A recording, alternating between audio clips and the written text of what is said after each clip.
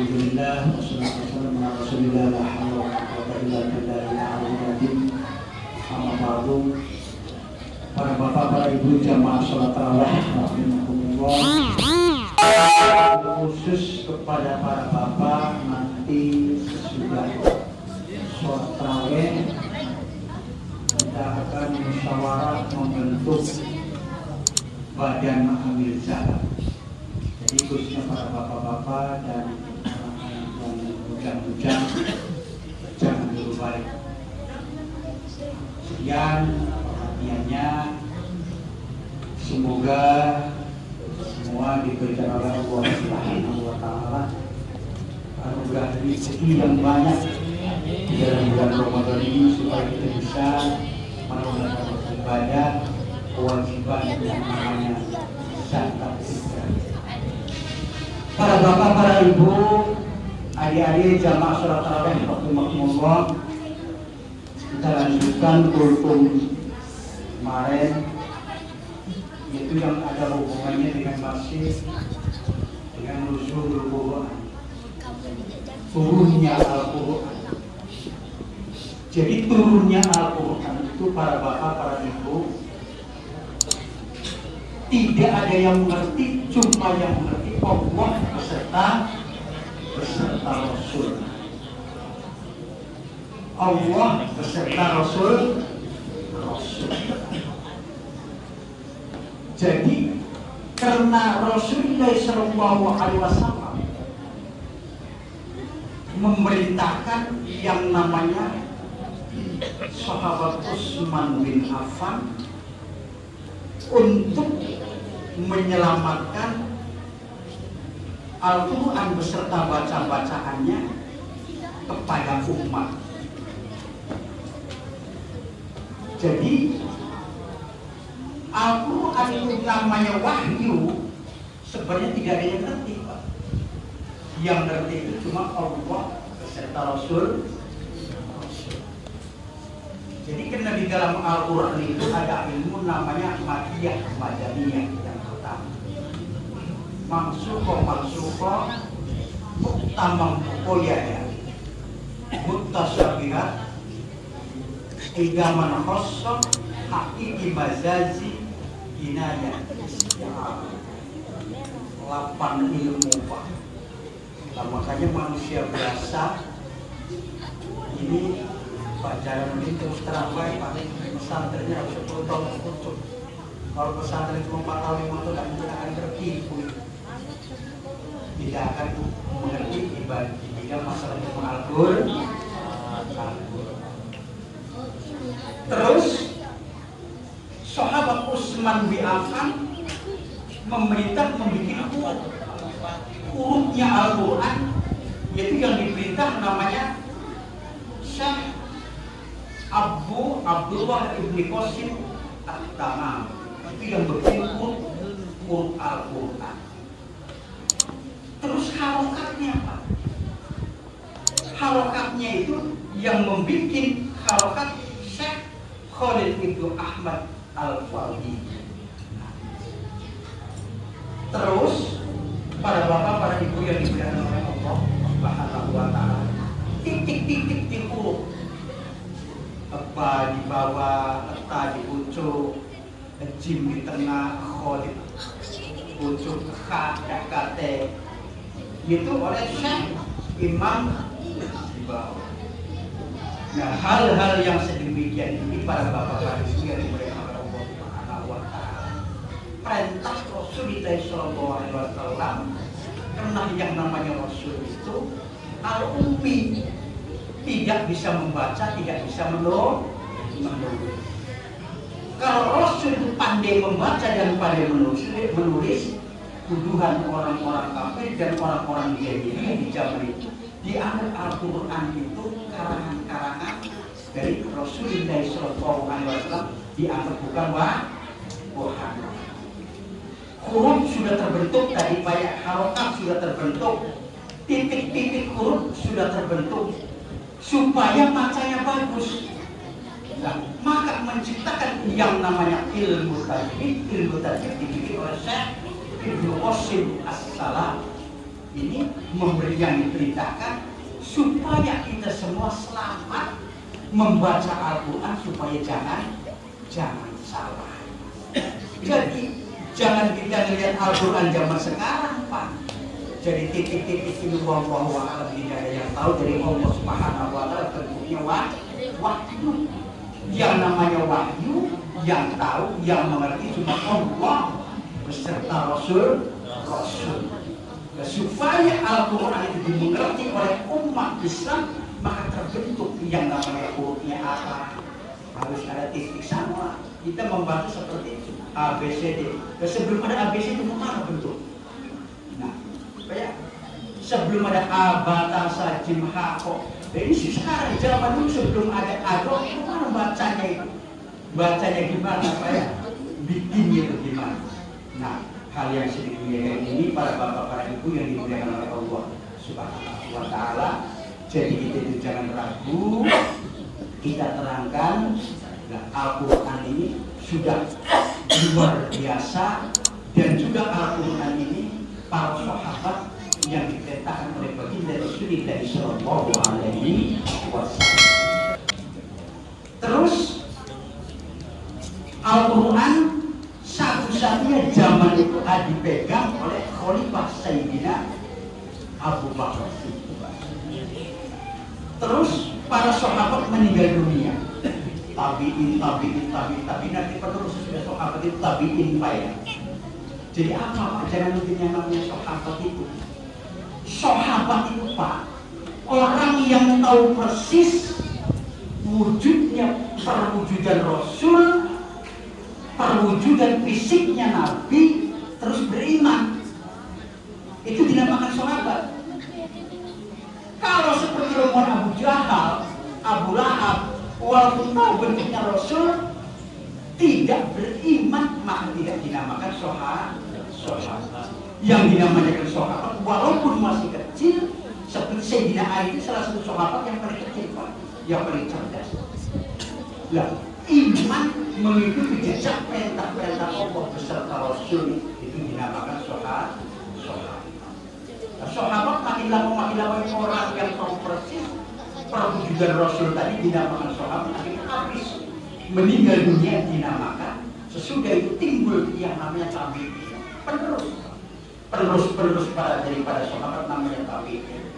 Namanya tadi orang yang menjadi terus yang namanya tabi'in itu banyak sampai terjadi sesudah baginda Rasulullah Shallallahu Alaihi Wasallam umur 600 tahun sesudah baginda Rasul meninggal, tabi'in terus seperti kayak para imam Syafi'i, Imam Maliki, Imam Hambali, Imam Ibnu Hanbal, termasuk tabi'in, orang-orang yang mengoreksi, mempelajari Al-Quran dan hadis.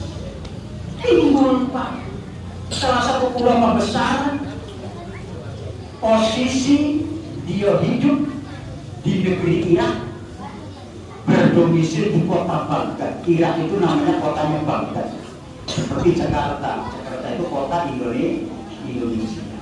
Namanya Syekh Muhyi Abdul Qadir Zailan. 600 tahun sudah baginda Rasul meninggal dunia. Dapat petunjuk dari Allah Subhanahu wa taala ke tanah Jawa, suruh mencari buah, Pak. Suruh mencari buah. Zaman itu Pak, naik apa? Kalau bukan kelas Abdul Qadir Jailani, kalau bukan salah satu ulama sufi yang begitu seloncatan sudah ribuan kilo, naik apa zaman itu Pak? Indonesia masih bentuknya apa? Belum, masih apa? Masih hutan belantara. Nah, petunjuk dari Allah. Rasul diperintah oleh Allah Subhanahu wa taala turunnya Al-Quran di dalam gua.